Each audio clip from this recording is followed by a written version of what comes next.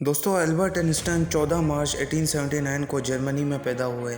ये एक जर्मन निजात नज़रियाती तबीयतदान थे जिसे थियोरेटिकल फिजिसिस्ट भी कहा जाता है। इन्हें बड़े पैमाने पर अब तक के अजीम और बाअसर साइंटिस्ट में से एक माना जाता है। नज़रिया इजाफत फिजिक्स की तरक्की के लिए सबसे ज़्यादा जाने जाते थे। इन्होंने क्वांटम मैकेनिक्स में भी अहम किरदार अदा किया था।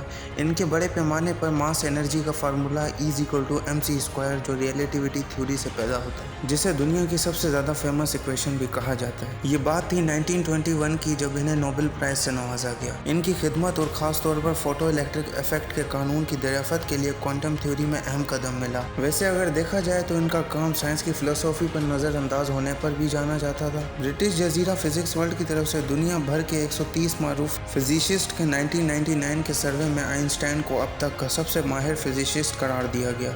इनकी कामयाबी और सलाहियत में आइंस्टाइन को जीनियस करार दे दिया। ये इतना इंटेलिजेंट और जीनियस थे कि बड़ी से बड़ी और मुश्किल से मुश्किल कैलकुलेशन भी आसानी से सॉल्व कर लेते थे।